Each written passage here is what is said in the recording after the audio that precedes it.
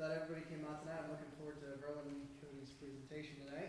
Let's sing number 589 in the Psalms of Faith and Praise, number 589.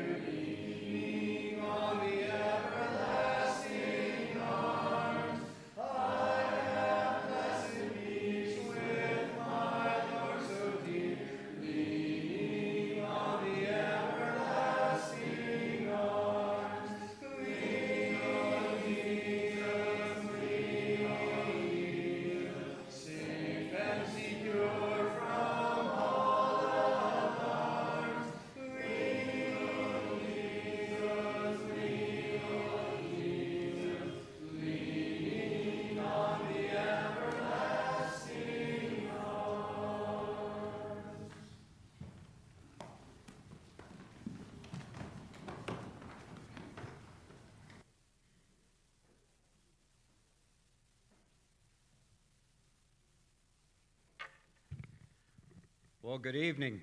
Welcome to each one. Well, I'd like to welcome each one of you to the service this evening and trust that we can have a good time and see what these two brothers have been doing in Haiti. My mind was drawn to Luke 10 where Jesus said, or it says, the Lord sent another 70 out.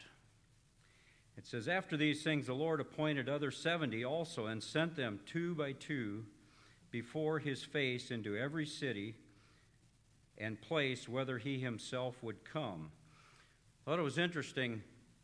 He sent them out 2 by 2. Well, we've got 2 brothers that had went out here. But I thought what was interesting, if you read on down into verse 17, it says, and the 70 returned again, and the 2 returned again with joy, saying, Lord, even the devils are subject unto us through thy name. I just thought it was interesting that, these 2 have went out. Another 2 have went out. There's been many others that have gone out. But I count it a privilege to have them come back, and now I'm interested to see what they have to say. Were they excited as the 70 were? And I think, well, we'll find out. We'll see what they have to say. Let's bow our heads for a word of prayer. Dear Heavenly Father, again, we thank you for this privilege we have of gathering in this way. Lord, I thank you for each one that's here. Ask that you would bless us as we spend time together. Lord, I thank you for Verlyn and Cody, that you have protected them, that you've given them the health and strength to serve time in Haiti. Lord, we thank you that you've provided for them and you've allowed them to return. And Lord, I just pray that you would bless them in a special way as they share this evening. And Lord, open our hearts and minds to receive what you have in store for us. Lord, we want to commit this service to you. We ask this in Christ's name. Amen. Brothers, we'll turn the time over to you. Thank you.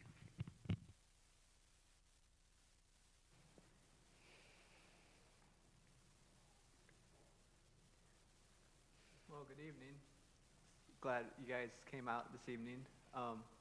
Hopefully, as we share our experiences, you can see how God worked down in Haiti. There were a lot of times you wondered what even the next step ahead was, but God has been very faithful through a whole bunch of unexpected things that happened.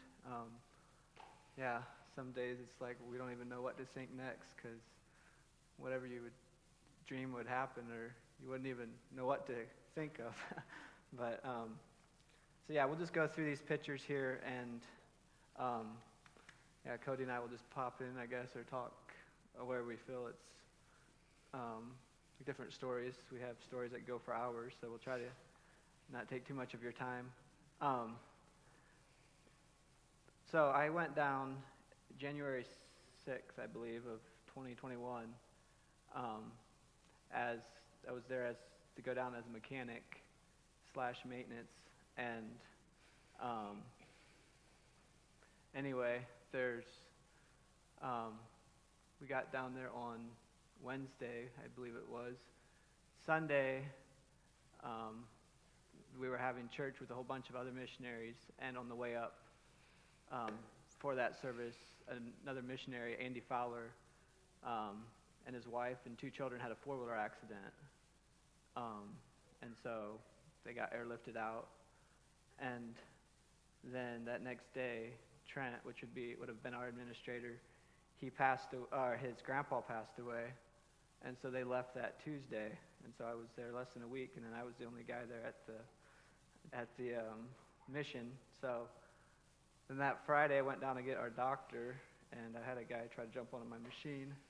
So it was, and I didn't have cell service or know any Creole at that time. So it was a bit interesting time. Here is a overlook of heading up the trail. Tigwav, which was our main town, which is 14 miles away, or 13. It's kind of hidden behind there along the shoreline. It takes 2 hours with the Land Cruiser, about an hour and 20 minutes with our UTVs. We called them the machines. They were kind of our ambulance, or we used them for about everything. And then about 55 minutes with a 4-wheeler up this 12-mile stretch. So here's our mission. I think I have a better picture. Here's a view, aerial view. We have our clinic here, and building a new birthing center, which is this square here. Then down the road a little bit, and here's the girls' house, the guy's house, and then we call the boss's house or admin's house, and then the shop. And way up here is church. And so twice a week I would take school food up to church. And that's all run by a local pastor. Pastor Levy is his name. He's heavily involved with the mission as well. And so I would have worked a lot with him and interacted a lot with him. And right there would be the witch doctor's house. There was a fence going, you can kind of see it around there. And our depot is right there. And so if you're up on the depot roof, that is our storage building, you up there, you could kind of see in the witch doctor's place. But yep, they were right next door neighbors, our closest neighbors. There's a little better view. That's part of her place as well. Her property's here and there.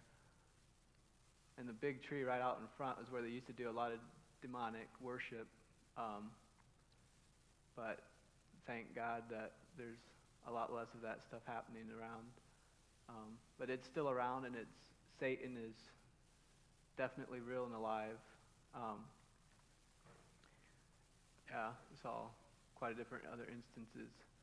So this would have been the group when I came down. I actually take that back. It wasn't. It was in March. Trent's. And here's our clinic. Probably a typical day. People would wait outside until they'd have a little prayer service with the Haitians, and then or two of the Haitian staff would have a service before we started, or they started doing their consultations and stuff. Daniela, right there, she would have done Bible stories with the children occasionally, and so that's what they were doing there. Going up for cell service. This is about 20 minutes up the trail. We had to hike up to get cell service, so you'd make a list of what all things you had to go shopping for, then you come up the mountain and search for them. If you're lucky, you'd have good enough service to find it all. Not you just had to hike. So this would have been in April when Cody came down for the first time, and that's Derek Martin, be my friend. He would have came down with Cody. Yeah, there would have been a group of 5 of us that came down at that time, and 3 of us ended up going back.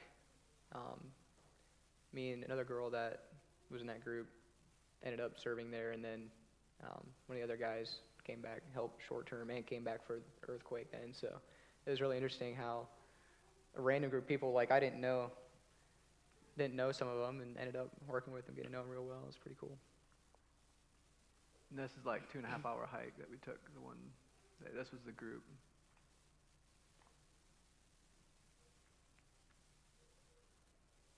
These would have been pictures that Trent would have taken. Some of those of the Haitians. He delivered a lot of babies. A lot of clinic work. And I would have done a lot of clinic work, especially before Cody came. Cody came in May, right?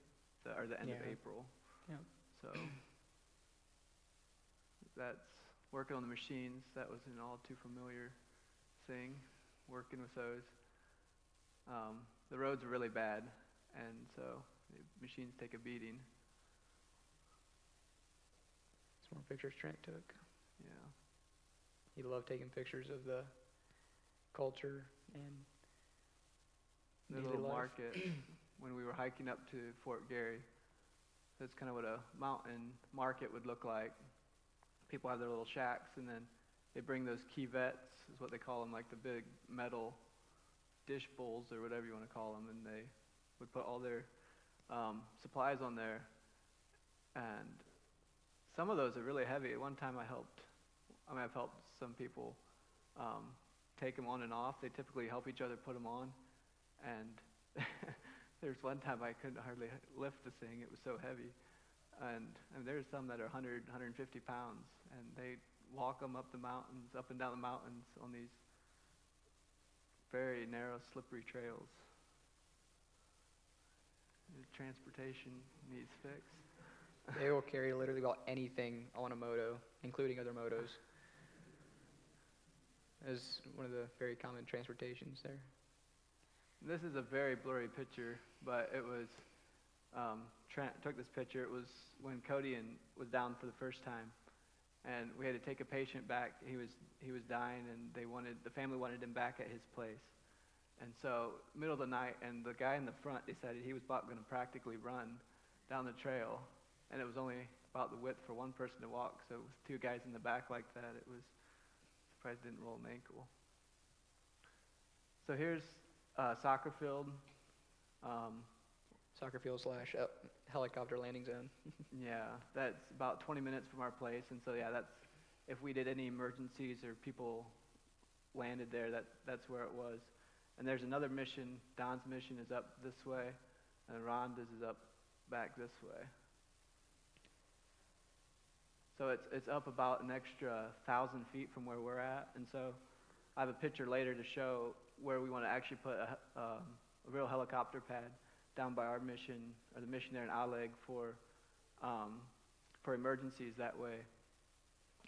because in the afternoons this gets way too cloudy and helicopters can't land, and so it's definitely going to put the chances way up if we can keep have the helicopter pad down there. A couple of the critters that were down there, lizards all over the place.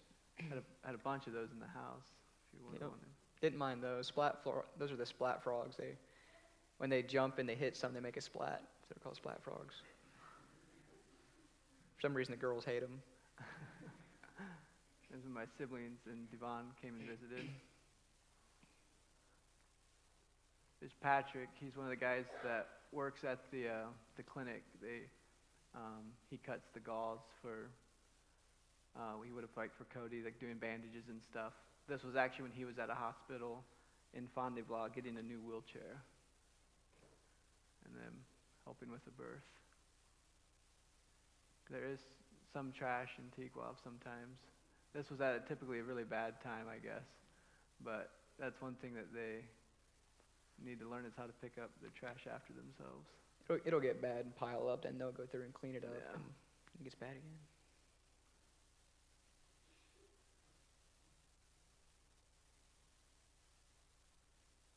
So this kind of tells you a little bit of what some climbing is like. It still doesn't quite do justice as far as, how steep it actually is.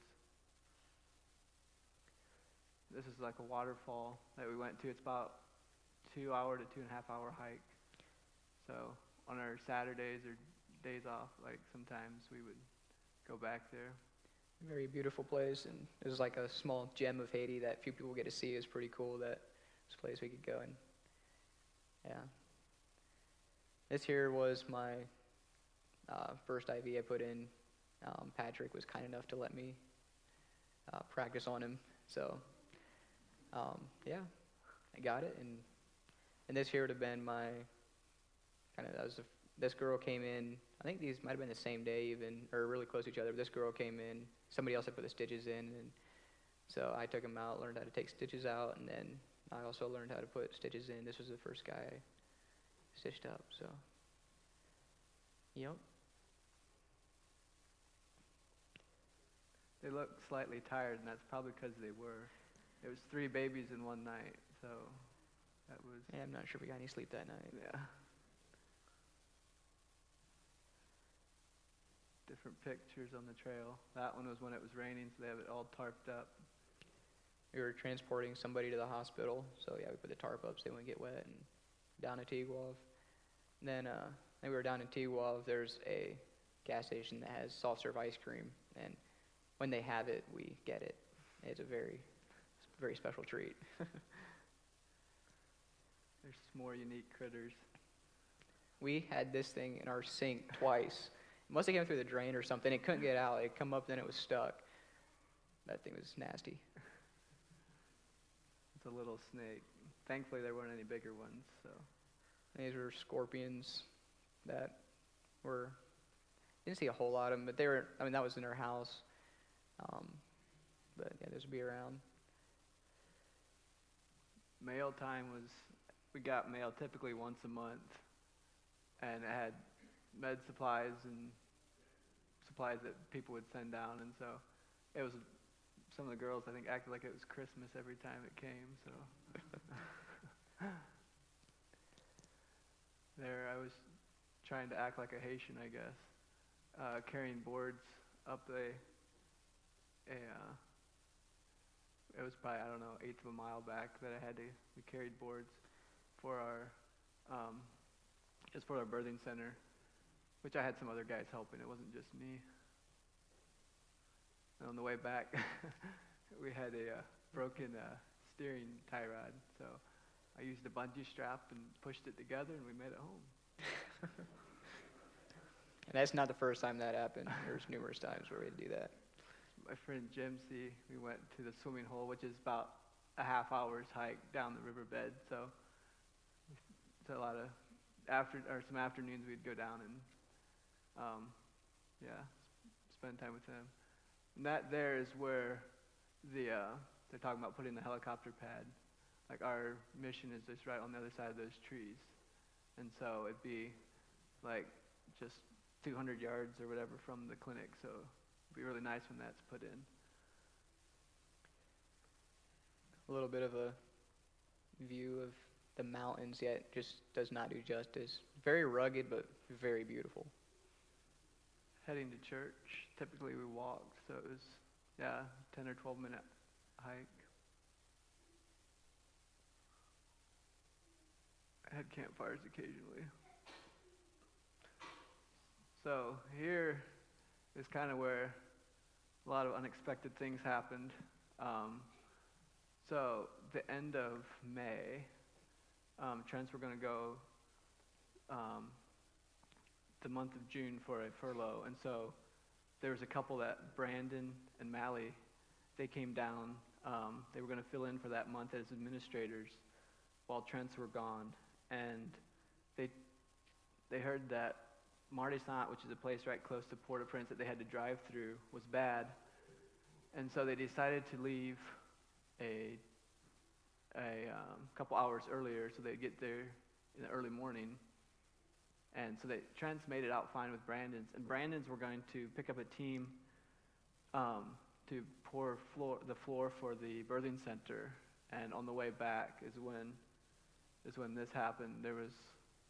They got into a bad zone, the gangs, and they actually were turning around and heading back out when a lady across the street shot at them 4 times. Thankfully, only hit once and hit the steering wheel. The steering wheel was turned. It ricocheted, and the bullet hit there, and it actually ended up about there, and the rest is just shrapnel. From the steering wheel. But yeah, very thankful that it wasn't any worse. And so then it was just us that were there for the month, for only a month we thought. Little did we know what was coming up next. It was a pretty good month. We made things work, and Verlyn kind of took over administrator and took care of things there at the mission and with the employees, making sure things kept going, and was able to be in contact with Trent and figure out how things worked. This year was Danny's birthday. She was a native there, and her house was actually on the way to one of the hospitals. So we actually got to see meet her mom, and her area, some of her family. So that was really cool. But yeah, so we worked alongside her, or she worked alongside us, and helped us learn Creole and just helped us with the natives. So she was very beneficial to our team. So this was actually the night that, the pictures aren't quite in order, but this was the night that when Trent's left, Cody and I had to do a night run, but that guy fell from a tree, and his eyes were not quite the size of a golf ball, but way too close. So we had to take him to better care, and so it was a 6-hour trip, 7-hour trip. The way back in the rain. Yeah. This is when Cody calls and you don't like when he says the tire's bad. I don't think he Brake quite caliper. believed me that the rim broke, but the caliper came off and broke the rim. So this is what it's like most Fridays, going to and from, or going to pick up. Every Friday we go down to Tiguave to pick up a doctor that just works there Fridays. And so you go down and back, and then in the morning, then down and back in the afternoon every Friday. So that takes, if you're the only driver, then it's 6 hours of your day right there. But Most of the times I went down in the morning to pick him up, and Verlyn went down in the afternoon. Then we could also get supplies and stuff in Tiguave as needed.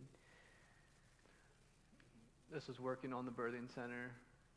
They had the foundations poured, and then Michael, which is a local missionary, just up in Grove Falls, which is like 10 minutes away, had this dump truck.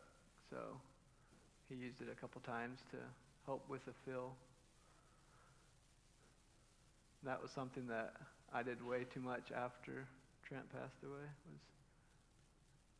Some of the few pictures we have of Trent in action there, helping with the birthing center. He was very passionate about this project and did a lot to get it started. This was the last, right before they left, they did they took us out or it was on a Saturday. We had done a lot of work and stuff, and they said it's time for a break, and so we went to Rainbow Beach, and yeah, this was the last thing we did with them before they left. Had amazing food.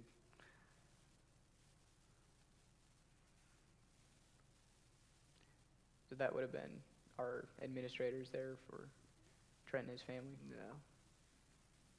So July 2nd, on their way back, I'm not sure how many of you know the story. I guess I'll try to keep it brief, but definitely majorly affected our lives and a lot of people's lives. So July 1st, there's a group of Pastor Levy and which would be our local pastor that works with the mission.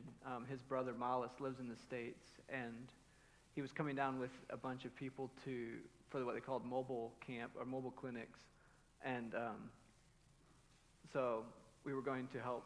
They were going to bring supplies down, and we were going to take them to different communities, and they were going to work a couple days at one community and then move to a different community and help out, just like medicine but they were also doing evangelist stuff there as well. And so that was the main reason that John, one of the other guys that died in the plane crash, that was the main reason he was coming down, was to evangelize as the people were there waiting for their needs, their physical needs, to help them out with their spiritual needs as well. Anyway, John's COVID test didn't go through, and so his flight got delayed till the 2nd, and that's when our group was coming. But this plane could not legally seat both of them, and so they sent everyone else ahead, and then John and Trent were going to come on the next plane. And so we had all the luggage. We were going to have a full Land Cruiser full. Anyway, it happened that we ended up just having to leave. We waited for the plane, and it wasn't until I think we tried to communicate with Trent at like 7, and he didn't answer. His WhatsApp didn't go through, and so we started to worry then, or wonder what was going on. And it was about 8 o'clock, right at dusk. The airport finally came and said that they're not coming, and so we left, and we were on our way back then, and it was we weren't even back to Tigua, which is typically like an hour and 45-minute drive. That I got on the security chat that there was a plane crash, and so I ended up being the one telling Erica that there was a plane crash. At that point, we didn't know if there were any survivors or not. We had heard that it was. Then later we heard that there was 2 out of the 6 that survived, but that was not sure where that came from, because they'd all had passed away. And so the rest of the team was up at Oleg yet, and so I called them, and they came down, and it was close to midnight when Jesse, who's another missionary, we were at his place. He was actually up in the mountains as well, and we found out that they didn't know, nobody was at the crash site yet, so we got things around and headed out at like 1 o'clock. But there were 2 other missionaries, Andy Fowler and Brian Beachy, and some other guys that had gone out ahead, and it was in a really bad area where there were a lot of there's a lot of gangs and stuff, and so we drove as far as we could, and we had to hike like another 3 hours, but we were supposed to wait till a guide came, and then he never did, and so actually Cody and I never made it to the crash site. This was as far as we got, and so they ended up going around another way. This was the bodies then after they had to go around another way to like gang area to get the bodies. There's the plane crashed, and then it fell down. Like It would have hit up here, yeah. and then slid down, and that's just kind of where it landed in a pile. So this the road that this was coming back out, then we waited till morning, or till daylight to leave where we went as far as we could driving. And anyway, all the missionaries that we talked to that went on this trail said it was the roughest trail that they ever have been on. We were bottoming out and going up some of those places we were spinning quite a bit, and some other places was only a foot either side, with sheer drop-offs and stuff. So I wouldn't hardly call it a road, but the only reason we were there is because of, looking for Trents and the people there. So they had to go out another way through Laogon. They came out here to this river, and I believe they went up this way to receive the bodies. Jesse would have made, and Brian, I'm trying to think if there were any more. There was a hurricane actually that was coming, and so that was one of the reasons why the pilot was in such a hurry. I think it was, a lot of people have asked if it was mechanical error or pilot error. I believe the crash was because of just pilot error. He went a risky route and didn't know there was another co-pilot that was a passenger that had the same type of plane, but it was a different horsepower rating. There was one that I think 70 horsepower stronger, and was the one that the co-pilot was used to flying, and they think he persuaded the actual pilot to take this risky route. So anyway, so we headed up the mountain. Then some of the other missionaries went to look for the bodies, and because of the hurricane, we kind of wanted to be back at the mission, because the last time a hurricane that came through, it had blown a roof off, and so we went back to the mission. And that night we did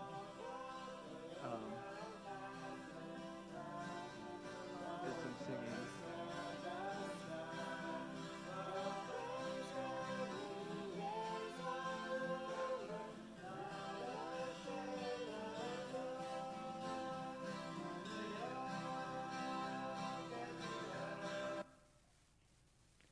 That was something we did quite often as well. We'd play in the evenings. It was a good way to pass time, and yeah.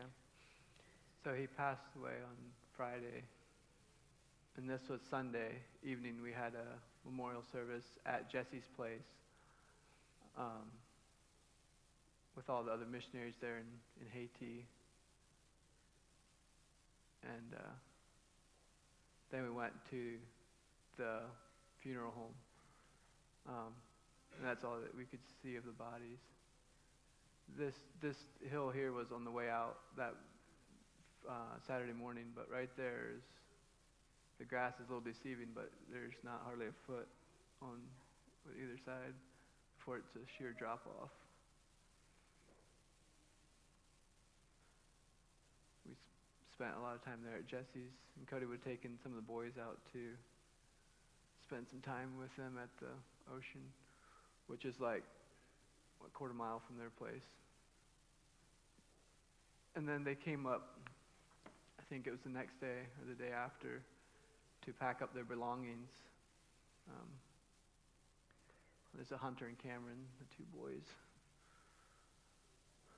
two little brothers. These are the three, he's a gate guard, and then these are two gardeners.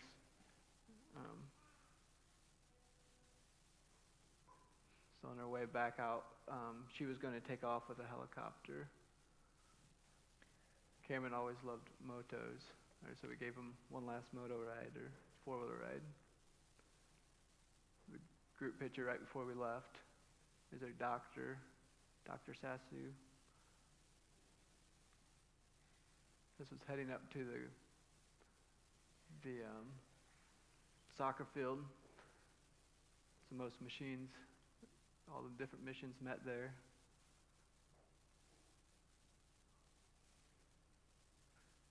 Cameron was telling me how they were going to take off then.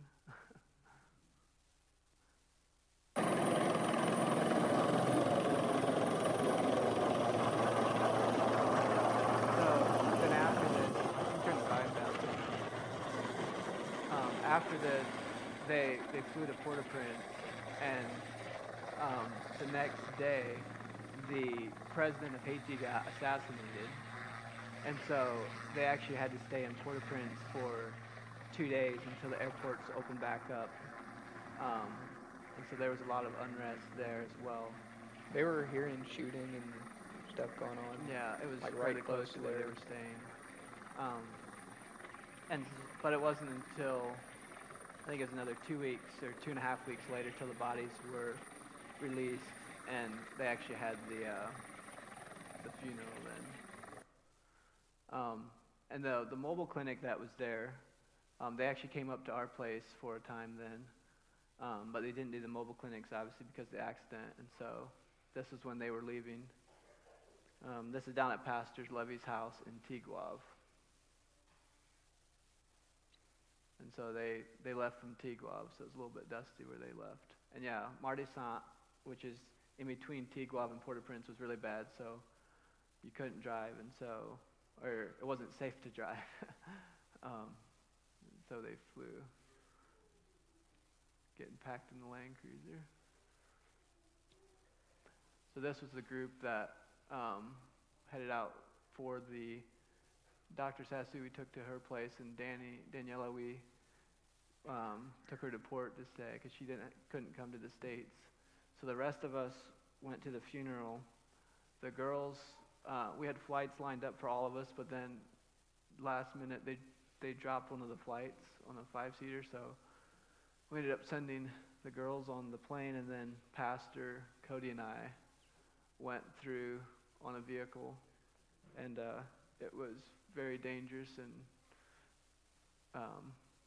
that wasn't at that time, but it shows you some places that, yeah. That's what it had looked like at times. Yeah, someone didn't want people to go through, I guess. I think there's room for one more person on there.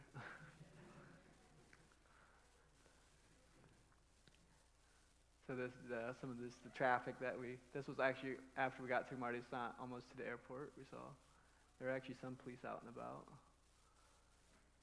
So all of us went to the funeral, and then actually, well, I guess I'll let Cody explain more. So, yeah, we went out and we to Wisconsin there, and we went to the viewing, and then the next the next morning, Emily was there. We left and went to North Carolina to get some medical training. It's a missionary medical intensive. There were people that came from all over the states and that were then going all over the world. They would come here and learn basic skills, whether they were doing medical stuff or not. It's just good stuff for missionaries to know. Learned a lot of good stuff, met some great people, and yeah, I mean, it was really cool. Like all these people here, I mean, different backgrounds, but all there for the same reason and going out for the same purpose. And yeah, these people were going all over. Some to the Middle East, some to the Philippines, just all over. So that was really cool. Unfortunately, because of that, we had to miss the funeral. But then went home for about a week, and then, yeah, me, Emily, Lorraine, all went back then to stay. So I think this was on their way back after we were coming through. Shows you a little bit of some of the drama they have with driving, but this actually looks like a fairly decent traffic jam. Seen a lot worse. So this was the group that came back. Kendall Nolt, which would be Gloria's brother, came down to help out while Cody was in training. He would have also came down the first time that I did with like that group of 5 of us. So he had came back then, to take my place. And on the way back up the trail, it's normally a 2-hour drive, and we met a dump truck that was stuck right close into Tiguave, and we finally got around that, and then we were 3/4 the way up, and then here was this dump truck, and we couldn't get around. So we ended up backing up and playing rook and playing guitar till another mission up the mountain, Rhonda. She came with her 2 machines, and we just left the Land Cruiser parked there. So a normal 2-hour adventure turned into 5.5. So this is when we came, me and Emily came back, and Lorraine. We brought some fresh fruit, which was a real treat. So this is how other people stack their loads as well. That's a very typical sight. And they don't understand when we tell them that our machines don't have room. That was a constant struggle. Rainbows were a very rare sight down there. Just, I don't know why, but occasionally we were at the right place at the right time to see them, and they were very beautiful. This is a tree on the way to Fond du Bois. I think it's one of the biggest trees I've seen, that at least in Haiti there. But yeah, it was really big and tall. So this is, I know we have better pictures somewhere, but we were, kind of rushed on time. So this is what they do this is their sawmill here.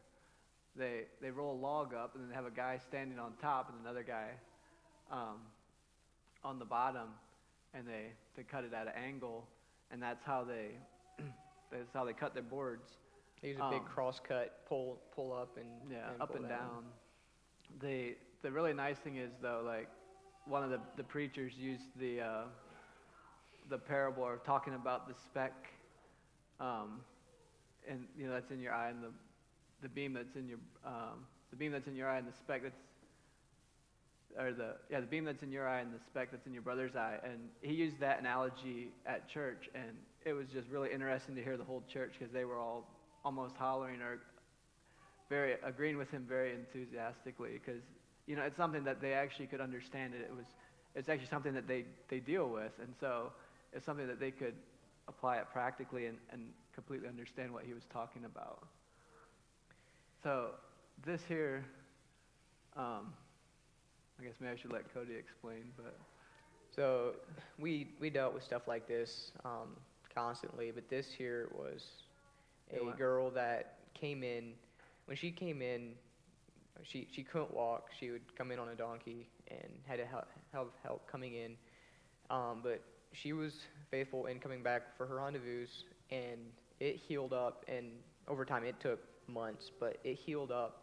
And by the time I left, she came every once in a while, but when she came, she could walk, and that was just so great to see. And she really appreciated what we did for her, and yeah. So this was the time when Cody came back, and some of the others were leaving, but then Grandpa Harold right there, he's the guy that actually started the mission in '97. So it was real special to have him there, and to visit with him and see how things used to be and how much has changed. And then that was the team after the others had left. Seemed like most of our emergency runs were at night, is how it turned out. This was a person that passed away at our clinic that was a witch doctor. He was related to the witch doctor that lived right next door to us. So we actually, he came in the night before. He came in at night, and then the next morning he had a lot of amniotic fluid, and he ended up dying. So we just took him right to our neighbor there, and then we went to his funeral, which was at a different location than where he was at. So this was really interesting. It was a witch doctor's funeral, yet his brother was a pastor.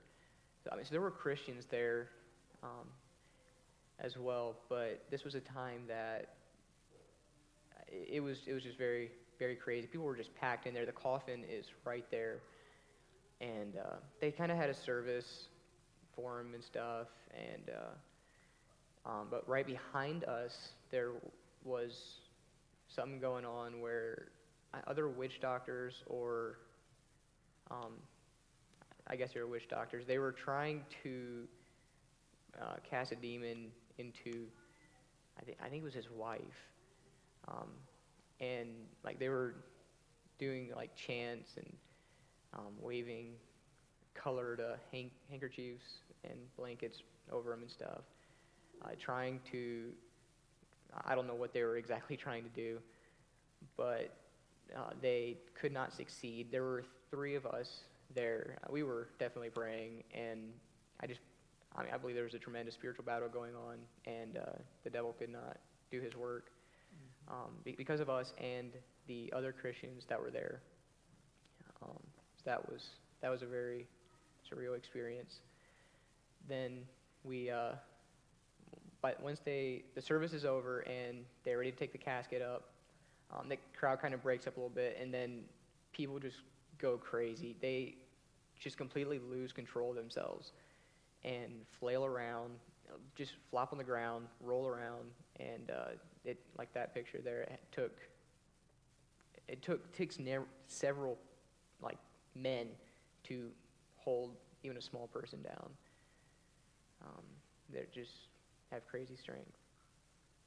This was a rainstorm that came through when we weren't there, and it flooded our shop. And so right there you can see the water level. I got the welder, and I had a 2,000 watt generator, and basically it was to the top of that. And so that was a mud mess to clean up. Verlyn fixing our sterilizing machine. That's Kedma. He's one of the local neighbors there, and he was the one that would come every Thursday and teach Creole to us. Or when it worked for me, I was there. So he was just a local there. That's his little brother. And he would have spent time up at one of the missionaries and learned English. So he was very beneficial in helping us out, and he's a great kid. That's a burnt car at the mayor's burnt car. It's what people do when they're not happy, is they just go burn things. And that was right down in Tigwav, and that's when... So I went down one morning to pick up the doctor, and I was driving. It was chaos, and I wasn't sure what was going on, but I basically drove right into this. This thing was right in the middle of the path here, along with tires and stuff that they were burning, and people started throwing glass bottles at the machine. Like, apparently they didn't want me there, so I turned around and went the other way. Fortunately, they did not slash tires or anything like that, and made it safely through that. This was during rainy season. Go back to that picture. This here is normally just a small trickle, but it was a raging waterfall. During rainy season, just all the water running down, it just all funnels into there, and beautiful waterfall. When I was coming back to the mission, on my way out, this was not like this, but it rained enough that on the way back, it was basically a flash flood. And people gathered, just kind of slowly crossing. They help each other across. I mean, there's old people that, people help across, and they actually drive the motos through there. It's pretty deep, but,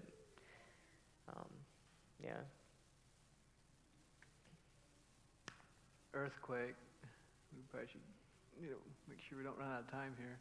Earthquake, that was definitely a very interesting feeling. It was Saturday morning, so we were sleeping in and felt the bed shake and went outside to the porch, and it was shook for probably 7 seconds or something. It didn't do any damage in our area. This was, we went down to Tigwav and then out to Kais, which is about another 2.5 hours from Tigwav, and this is where a lot of the damage was, more in the south. So there was a hotel here, a 4-story hotel that had collapsed, and they said the owner and like 30 people were in there. And so that's where it was one of the first places that we started looking for people. they were saying that people were still, like they could hear people down underneath there. So we had tools and stuff. We were trying to dig through layers. We never personally heard anybody nor did we find anybody, but I guess we did what we could. There's another motel that just the bottom part just collapsed on itself. Those are the different layers right there, different floors. There again, you can see different floors. That used to be 4 stories. But when we got there, I think a lot of the people were trying to dig through and help people, but by the time we left there, people were going through and looting, coming out with whatever valuables and goods they could find and running off with it. And some of us had to get back up to the mission for work on Monday, and on the way up we had a flat tire. And then some of the team, these Austin and Emma, Cody and Emily, from our mission, went out to an island, Sunday afternoon, I believe. Yeah, we went out there with just a medical bag, some basic medical stuff to basically see what the damage was. When the missionaries had contact with people that could direct us places, so they said they needed help there, so we went and see what was going on. And we definitely saw a need there, so we got more more medical supplies and went back the next day with more people and supplies and all the people back. There were people with broken backs, broken hips, just all kinds of different injuries and bad injuries that should have been flown, and this is how we had to transport them. This boy had a broken hip, and we secured him to a backboard and just basically held him to cushion the blows. This rough water. There were, three boats bringing people back, and they went from this into trucks and vehicles and had another several hours up the mountain to the hospital. So they had a very long transport time, and it was not a smooth one either. And then there was a day break, I think, where Cody stayed down in Tiguab and helped, and they did supplies and stuff. And then the next day they heard there was another place actually on the mainland of Haiti, but they couldn't get to there with vehicles. And so we prepared. That's when I came down actually with some of the other people at our mission, and got ready and went out again with the boats, but then came back in mainland. So we loaded a lot of tarps, a lot of rice. This boat here actually was going to the island where Cody had gone earlier. And so there was a hospital here, and we just got the critical patients and got them ready for the helicopters. This was a burn patient,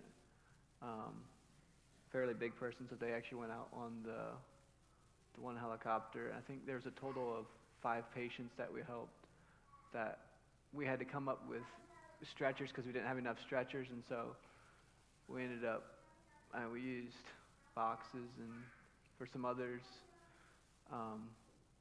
we used boards and just whatever we could find. Curtain, like a divider curtain, and whatever we could find. They took 4 people out, and in that the Black Hawk they took the one bigger person out, and this one here they packed 4 in there, and yep. So this was a team that helped that day. This is where they typically have market if it's not too flooded.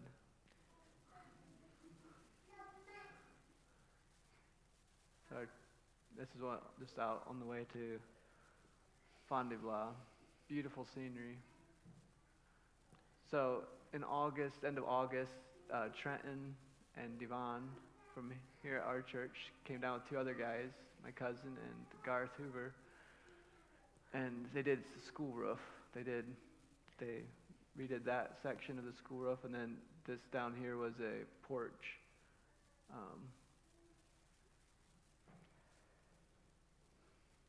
Then we went and visited the waterfall. So that was fun.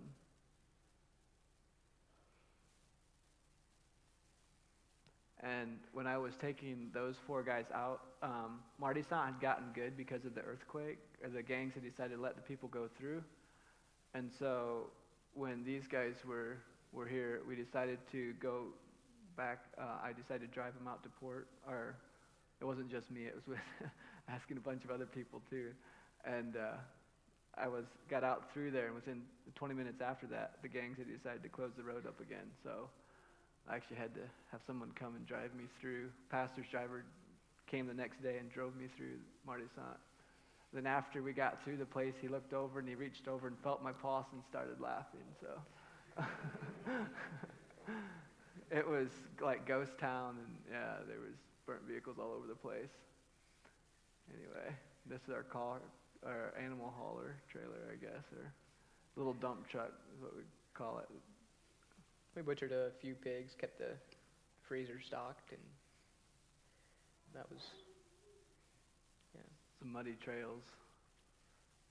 This here was a time that, yeah, Austin and I were going down for some stuff, and this dump truck was there, and I mean, we had to get through, and we barely squeaked by. We touched our top scraped the dump truck, and the other side was, I mean, our wheels were very close to the edge, but hey, we made it through. He didn't need those goggles, but it was for picture's sake.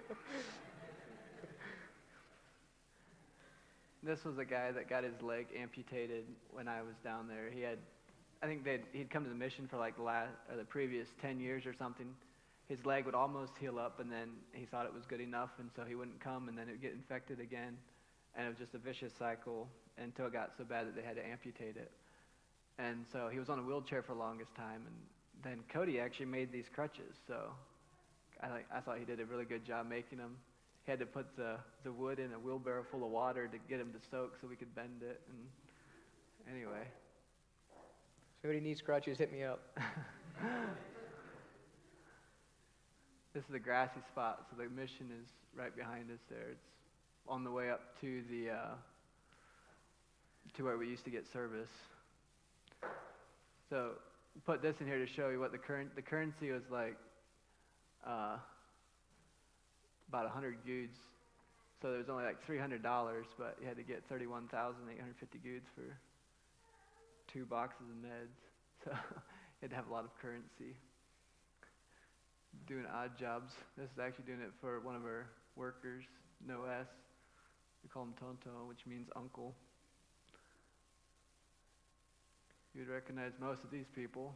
The group from, so when Brandon's he got shot, and that group turned around, they all stayed in Port-au-Prince and then flew back to the States. And so nothing got done on the birthing center until October, when the group from our church came down. Brought us a lot of stuff, which was very nice. And so they were going to pour the floor, and so we got all the plumbing. Had to pound out some of the footers. That's when they were going plumb crazy, I guess, right? And then they went up. Don helped us out with his little mixer machine, and so we went and helped him out, or they did, I should say. That'd be a more correct term. They're doing a bakery, and so they helped with concrete there for one day. Pill counting. That used to be every Monday night thing until, Cam closed down.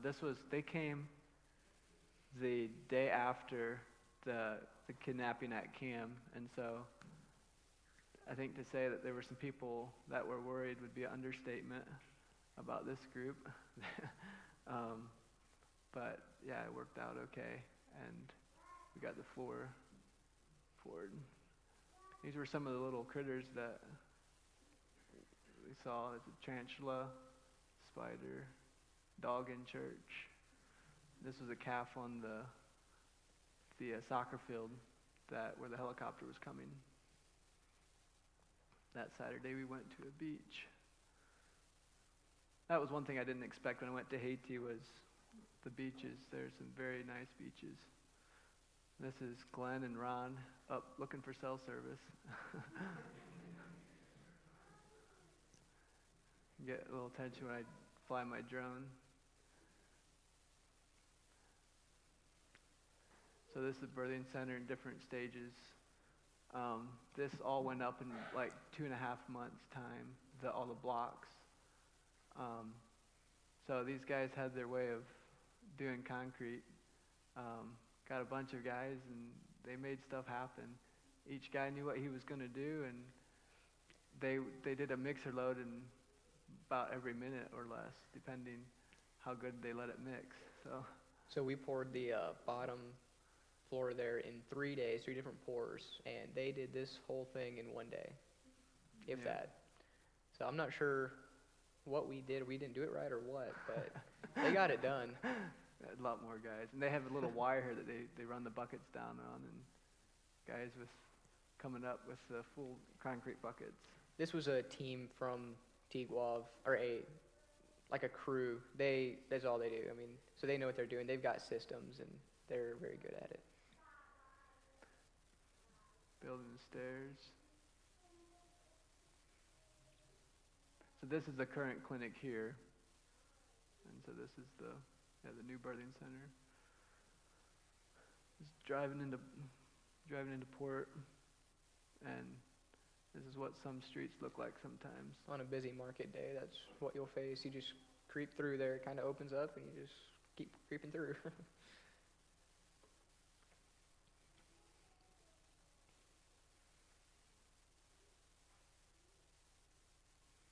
This is a local market that we go through in Moye, and right behind these are the main buildings, like the roads on the other side. But then down here is where they sell all their animals. So they had goats and pigs and cattle, and some of the other, I believe this was at actually another market, where they had the cattle up in different places so they wouldn't fight. And this is a market in town. It's typically a lot busier than this, but this is the type of stuff, like they just get a variety of stuff in these red bins, and depending what time of day, it's hard to walk through there. Cody's trying to figure out eggs, how to buy eggs, and this is Jesse, the guy that he has his family's in Tiguav, and real good friends of ours, and we go to his place quite a bit. So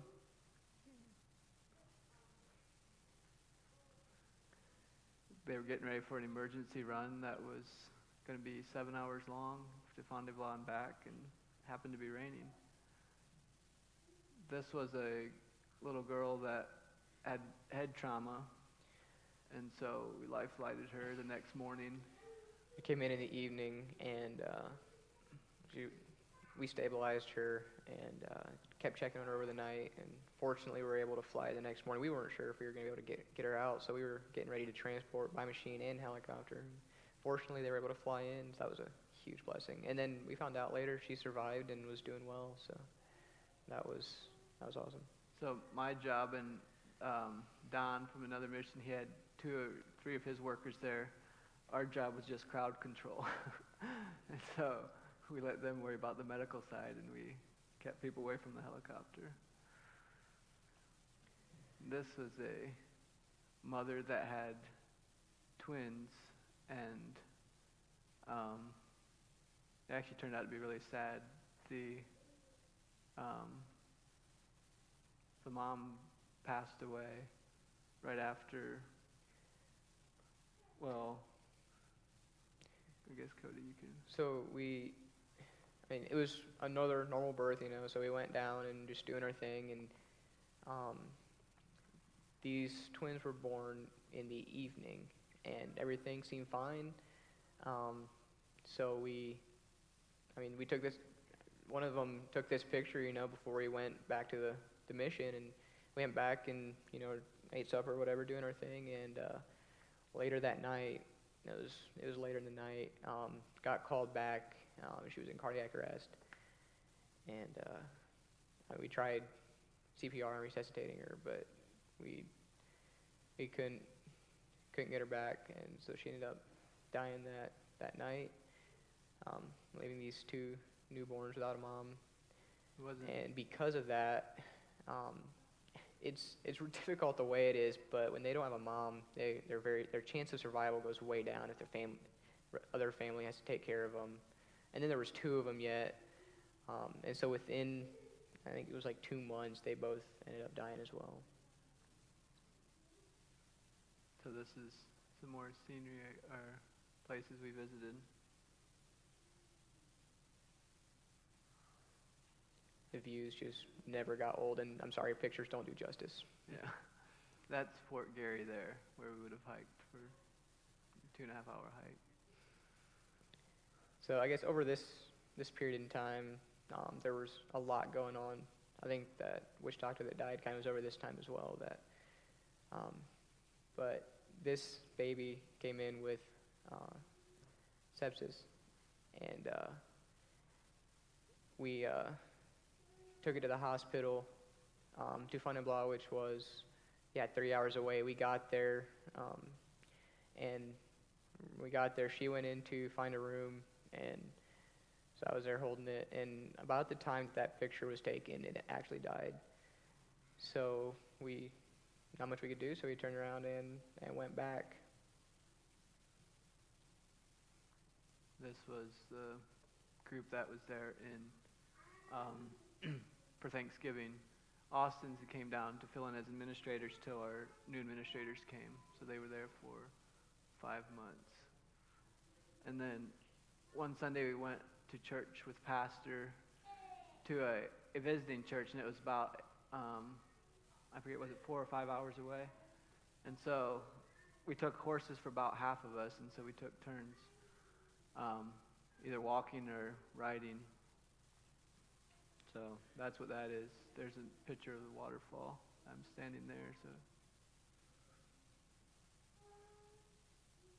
these were some more twins that were born. These were preemies. And they come, there'd be a high risk birth, but fortunately both of those made it, so we were super excited for that.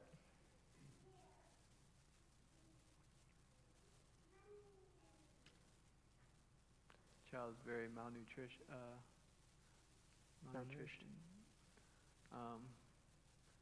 That is a very disturbing sight.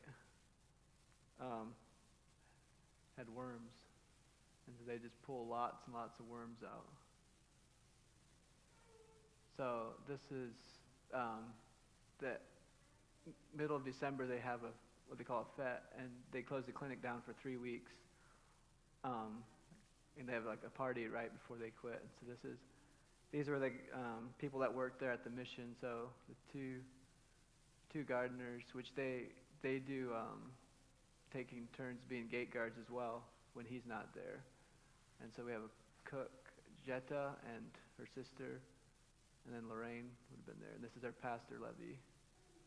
There I am, and then there's Austin's. And there's all the clinic staff it's everybody. It's our Dr. Evans that we pick up every Friday down in Tigwav. Jetta, the cook, at the party. So occasionally a baby would be born on the trail, but this was the only time that it happened while I was there. She just wasn't progressing, so we decided to transport her, and if we made it to the hospital, great. If not, if it was born on the trail, if it was good, we were going to take it back. If not, we were that much closer to the hospital already. So away we went, and well, sure enough, we were getting close to the one hospital, and it was born right there. So turned around and went back. Everything was perfectly fine, so turned around and back home. We used to do our annual cleaning at the clinic when it's closed down for Christmas break. And so this is the town drunk, and he decided to come and sit outside there and watch what was happening. So then, right over New Year's, the mission took it. We went to an island called Ilavash, and I guess they were hoping for a snowman. Said they just got a sandman, I guess, which is a very beautiful place. This is one of the sand quarries close to MGM, which is a Whistler mission there in Mariguan. So it's about 35 minutes from Tigwav. I think this year we were on our way to an emergency. We were on an emergency run and came across this guy. So we decided to stop and check him out. I think we gave him some meds, and there wasn't a whole lot we could do for him. Moye Market. Just kind of creep through there and wait till people get out of your way. Fresh goat meat, there you go.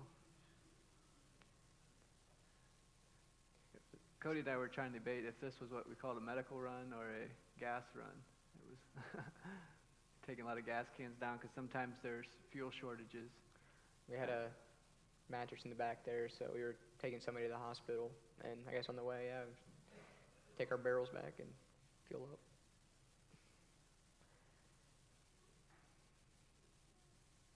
This was right before Lorraine left. Marcia was just visiting. So there's five, just us four, and Cody. We were there for just a couple weeks by ourselves. So this is Emmanuel, a guy I spent a lot of time with, and it's exciting to see how much he changed from the first time I met him to when I left. He's definitely a changed boy, and actually the week after I left, there was a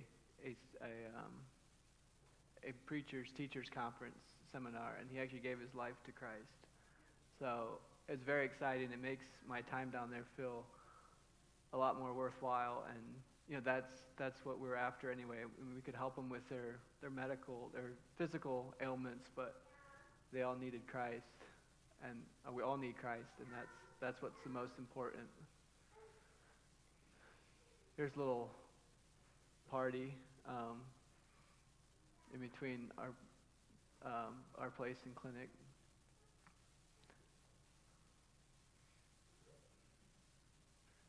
So this is a little girl here, Abby. We had her for 3 or 4 months because her mom, Emma, was very sick, and so she was at a hospital for that time, or recuperating. And Cody and Gloria gave blood so she could get blood. So anyway, so we took Abby to go visit. We went and visited them the one day when we were close.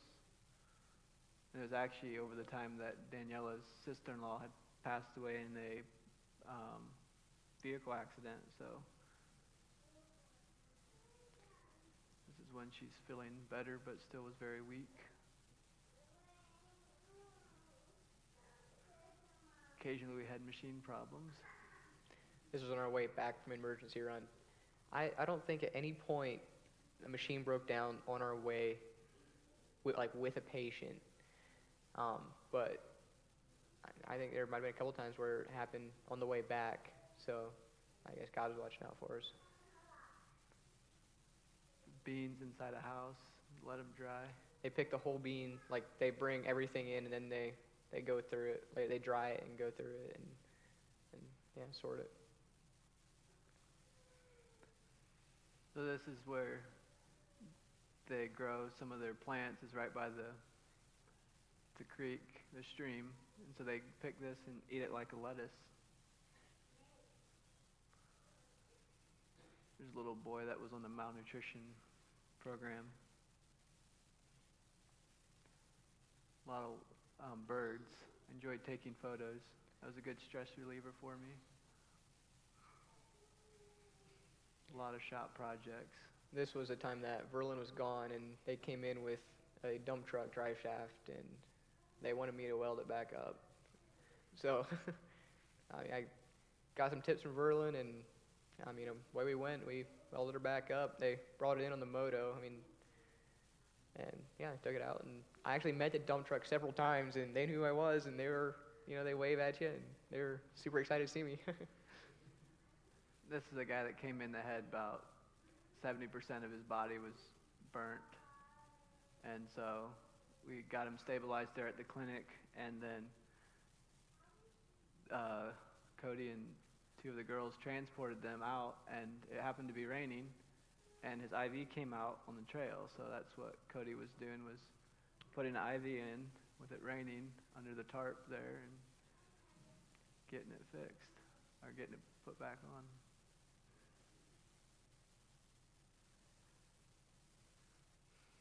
I did some of this type of work occasionally, but Cody says I spent a lot of time doing this, and I would agree with him, because it was a lot of just planning and a lot of administration work and sitting in the office making sure the counting was right and all that fun stuff, and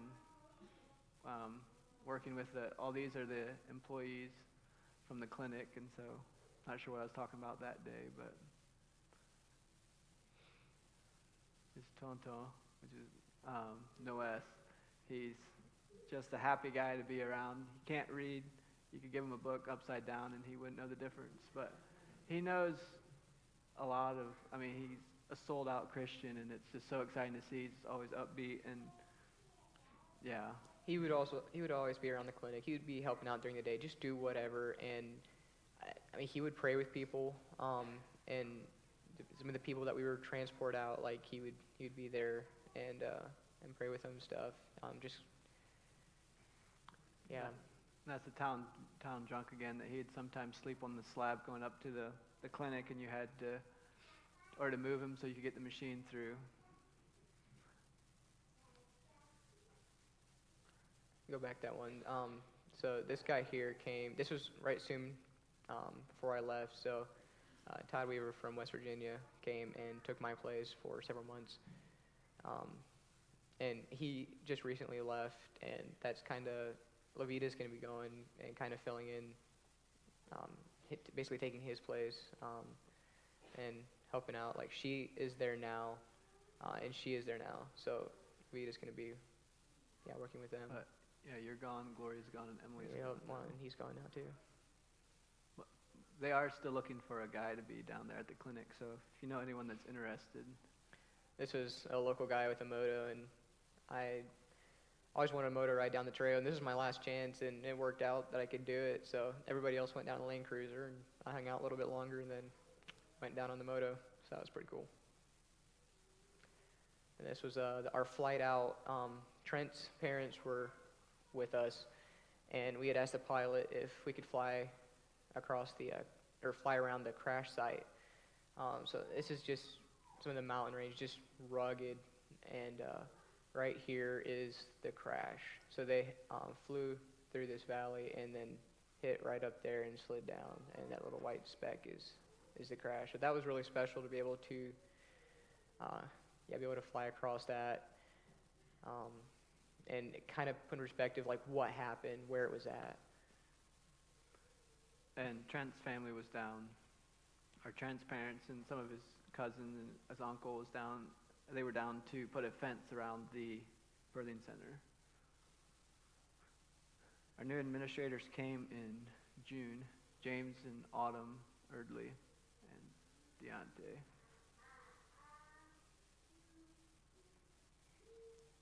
Having supper at the grassy spot again. So the mission is right down in there. So if you like rice and chicken, then you should go to Haiti. Even if you don't like that, you should still probably go. But this here I bought in town, and it was about a $3 American is about what you paid for that. It was really good, and it filled me up. That's what a typical Friday looked like, going down with Doctor and another doctor, Dr. Verlyn, and some of the nurses or workers.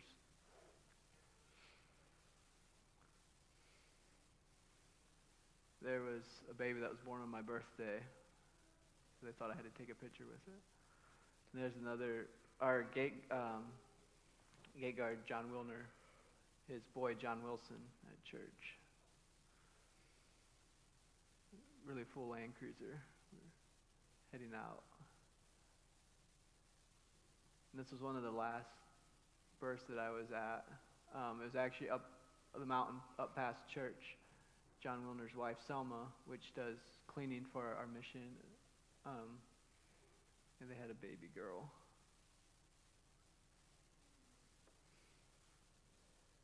More emergency stuff.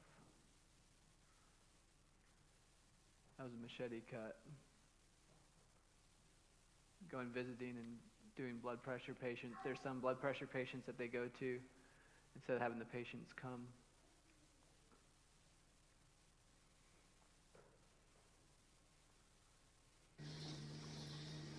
So this is a little bit of the trail going to Fond du Lac. I didn't get quite the slope on this or not.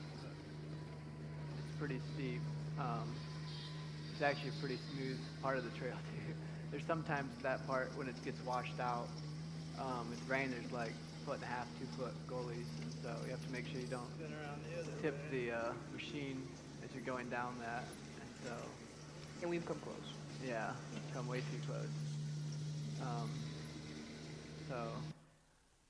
This is a time lapse leaving our mission, going out to Grafon, which is about 12-minute drive maybe. It's really bumpy. Pictures still don't do justice, or videos. And so this concrete part here is about a 45, 50 degree angle, I would say. Yeah, it's really steep.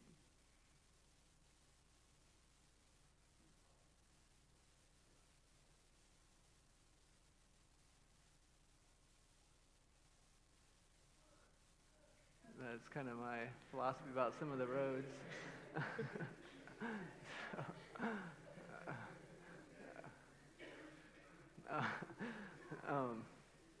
This was at a beach, Grand Guave, which is about 15 minutes from Tiguave.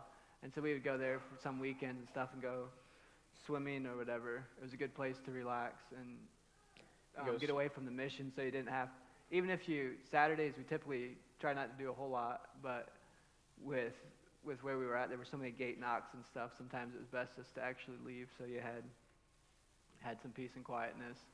And so this is actually all coral here. So it's my first time actually seeing a lot of coral, or so beautiful down there. It's like a whole nother world, so many different types of fish and stuff.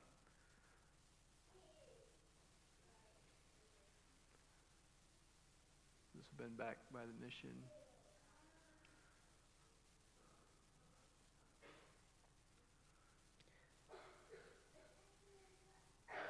A lot of attention when you fly your drone. So this is the gate that they put around the birthing center, which is really nice because that way they don't clog the drains with stones. The little kiddos don't, and some of that stuff that we had to unclog. Stars were beautiful at night.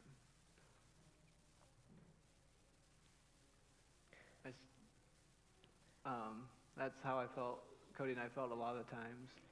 So many things that happened that was way out of our control. I didn't know where else to turn but to God, and He saw us through every step of the way. So it was definitely a journey.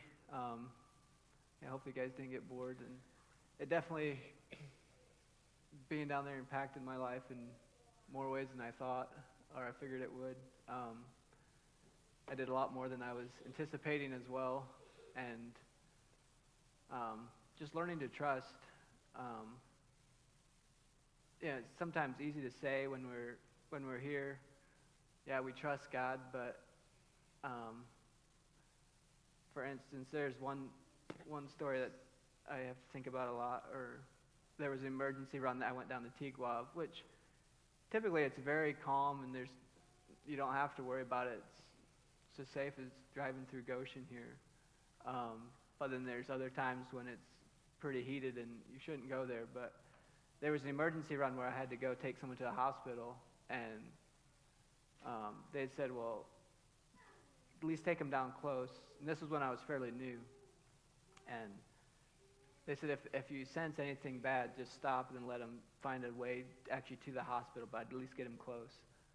And anyway, we got down to the trailhead, or like where where we get down there to the main road, and there was a bus parked sideways.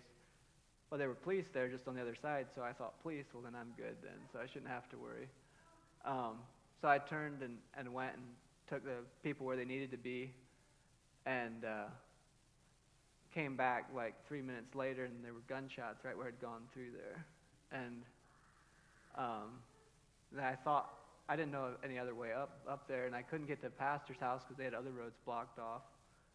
And anyway, so I parked at a fairly safe spot, I thought, and was there praying and trying to figure out what I should do. And a moto came up and pointed, because at this time I didn't know Creole at all, and he pointed up the mountain. I'm like, I nodded my head, yeah, and he's like, motion, follow him. And so we went up this back trail, and we made it up to our trail eventually. And after he got me up there, then he took off and left. And so, but just through that time, just learning to trust, and like, if I would have gotten shot, or am I ready to go? And just the power of prayer and the goosebumps and the chills that you get of after that, and just knowing that God was still in control. And I should have been really freaked out, but I wasn't necessarily, just knowing that I knew I was called there, and if I was to die there, then it was God's will. And I'm glad I'm still alive, for sure, but it wasn't, are we willing to lay down our lives for Christ? It's just a challenge I want to leave with all of you. Doesn't matter where we're at. Crazy things happen, but are we willing to sign our lives on a blank paper and say, God, you fill it in for us? Yeah, this sign here was in my room, and there was a lot of times where I didn't even really give it a glance, but there were some things that happened and stuff, and it just, kind of minor. I saw it again, and it was like, whoa, like that. I actually know what it says now, and I feel like we experienced it. And I can echo what Verlyn said. There's some times we were in some really crazy situations, and but I never really ever felt scared, and knew that I was supposed to be there, and if something was supposed to happen, it would. Unfortunately, nothing ever did. And there were definitely some times you felt evil's presence, like the evil presence there, and just being on your knees in prayer and feeling that presence go away is an awesome feeling as well, knowing God is in control. Satan is powerful, but God is almighty. Anyway, are there any questions from the audience? So, talking about that spiritual darkness, so as a lot of you from our church know, there was a time that we requested prayer, and over that time there was a lot of darkness going on, spiritual warfare, and you guys did a 24-hour prayer for us, and I don't think you guys have any idea how much that meant to us. That meant the world to us, to know that you guys were, you guys took time out of your day and night, some of you got out in the middle of the night and came here, actually drove here and prayed for us for an hour or whatever. With your guys' help, yours and God's help, we made it through that. And I just want to say how much we appreciated that. And they may be blessed for that. But looking back, what that sign said, looking back, it's some of this stuff's how did we even get through that? How do we do that? And even just us as a team, all of us can feel the same way. It's we can't believe we did that, we went through that, but with God's help, we were able to do that, and just want to thank Him for that. So yeah, I can open up to any questions or anything you have.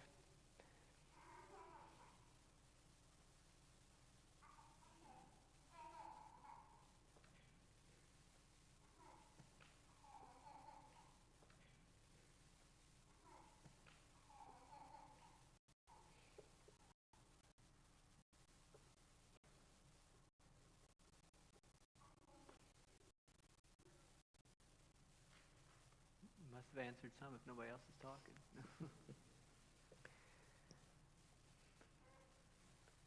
Well, if not, I guess I'll turn the time back over to Roy.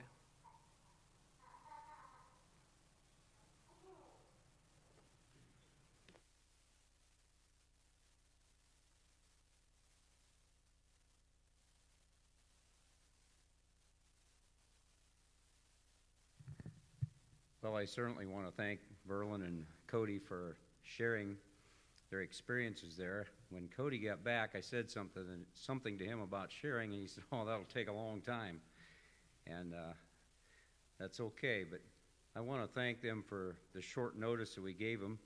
That we, I think it was Friday afternoon or Friday evening, whenever I got a hold of Verlyn to see if he could do it this weekend. So, just thankful that they consented to do that.